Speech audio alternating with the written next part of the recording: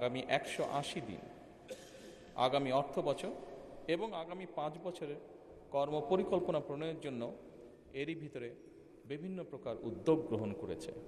ইতিমধ্যে নির্বাচনী ইশতেহারে ঘোষিত কিছু গুরুত্বপূর্ণ কার্যক্রম বাস্তবায়নের লক্ষ্যে উল্লেখযোগ্যভাবে অগ্রগতিও হয়েছে। প্রান্তিক ও নিম্ন আয়ের পরিবারগুলোকে, যেখানে বাংলাদেশের অধিকাংশ পরিবারই প্রান্তিক বা নিম্ন আয়ের পরিবারের সদস্য, এই পরিবারগুলোকে প্রাথমিক পর্যায়ে 13টি জেলায় প্রায় 37,814টি নারী প্রধান পরিবারকে ফ্যামিলি কার্ড প্রদান কার্যক্রম শুরু হয়েছে। মাননীয় স্পিকার, একই সাথে কৃষকের সার্বিক সুরক্ষা প্রদানের জন্য সরকার কৃষক কার্ড প্রদানের উদ্যোগও গ্রহণ করেছে। প্রাথমিক পর্যায়ে কৃষি সম্প্রসারণ অধিদপ্তরের মাধ্যমে বাংলাদেশের 8টি বিভাগের 10টি জেলার 11টি উপজেলায় 11টি ব্লকে পাইলটিং কাজ শুরু হয়েছে।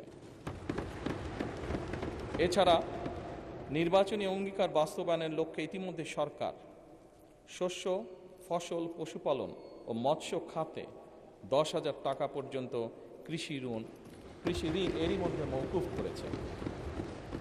মাননীয় স্পিকার, সরকারের নির্বাচনী ইশতেহার বাস্তবায়নের প্রাথমিক পর্যায়ে ঈদুল ফিতরের পূর্বেই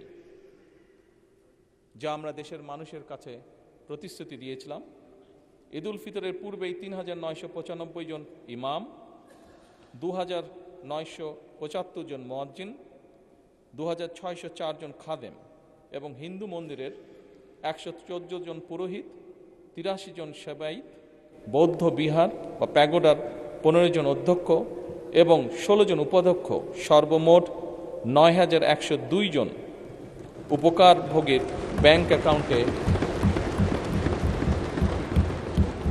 নির্বাচনী প্রতিশ্রুতি অনুযায়ী সম্মানী পৌঁছে দেওয়া হয়েছে। মাননীয় স্পিকার, ই হেলথ কার্ড প্রদান বিষয়ে পাইলটিং কার্যক্রমের আওতায় খুলনা জেলায় ই হেলথ কার্ড প্রদানের জন্য একটি প্রকল্প অনুমোদন প্রক্রিয়াধীন রয়েছে। সরকারের নির্বাচনী ইশতেহার অনুযায়ী আগামী 5 বছরে ইনশাল্লাহ 20,000 কিলোমিটার খাল খনন পুনর্খনন কর্মসূচি গত 16ই মার্চ 2026 হতে বাস্তবায়ন শুরু হয়ে গিয়েছে। এর মধ্যে জুন 2026 পর্যন্ত পানি সম্পদ মন্ত্রণালয়, স্থানীয় সরকার বিভাগ ও কৃষি মন্ত্রণালয় 1204 কিলোমিটার খাল খনন পুনর্খনন করবে ইনশাল্লাহ।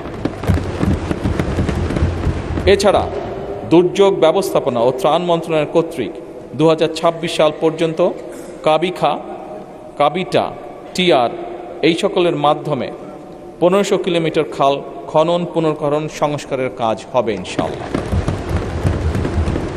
মাননীয় স্পিকার, সামগ্রিক বিশ্বে পরিবেশ একটি সিরিয়াস কনসার্ন হয়ে দেখা দিয়েছে।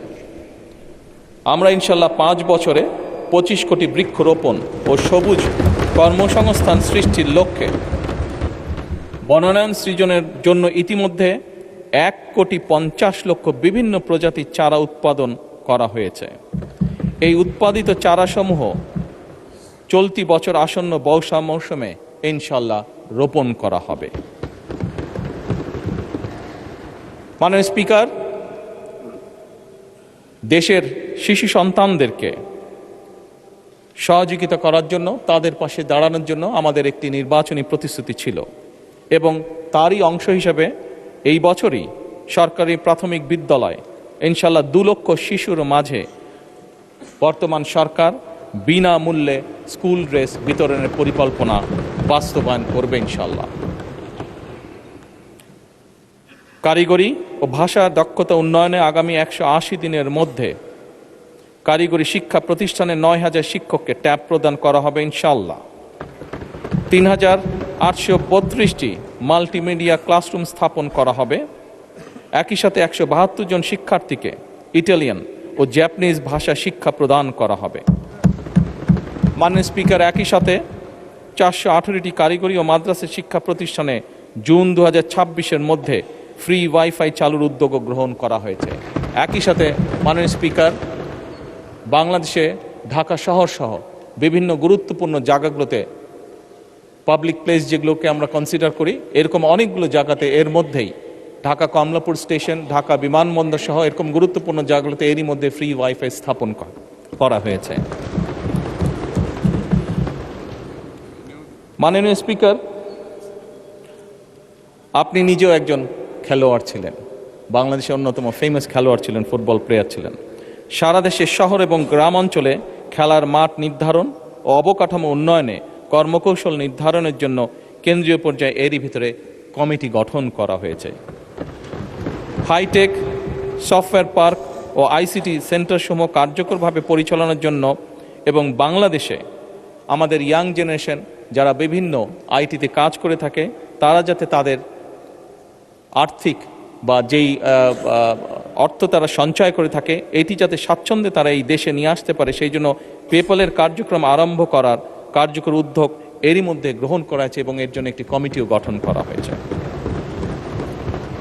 মাননীয় স্পিকার, নির্বাচনী ইশতেহারকে প্রাধান্য দিয়ে বেতন কাঠামো আদায় জাতীয় ক্রীড়াবিদদের জন্য, যা আপনি নিজেও আমি বিশ্বাস করি অ্যাপ্রিসিয়েট করবেন মাননীয় স্পিকার, এরই ভিতরে ক্রীড়া ভাতা চালু করা হয়েছে। প্রাথমিক পর্যায়ে 500 জন ক্রীড়াবিদকে এই ভাতার আওতায় আনার পরিকল্পনা নেওয়া হয়েছে, যার মধ্যে মাননীয় স্পিকার এরই ভিতরে 129 জন আন্তর্জাতিক বিষয়ে সাফল্য অর্জনকারী ক্রীড়াবিদকে এরই ভিতরে ভাতা প্রদান করা হয়েছে। মাননীয় স্পিকার, ল্যাঙ্গুয়েজ স্টুডেন্ট ভিসায় বর্তমান জামানতবিহীন যে ঋণ ছিল তার সীমা যাতে আমাদের ছাত্ররা, আমাদের ইয়াং জেনারেশনের সদস্যরা যাতে সহজেই বিদেশে যেতে পারে এই কর্মসূচির আওতায়, তার জন্য তাদের ঋণ সীমা 3 লক্ষ থেকে 10 লক্ষ টাকায় উন্নীত করা হয়েছে। জাপানগামী শিক্ষার্থীদের জন্য ভিসা সিওই এর ভিত্তিতে এই ঋণ প্রদান সহজকরণ করা হয়েছে আগের থেকে অনেক। মাননীয় স্পিকার, আপনাকে আন্তরিক ধন্যবাদ।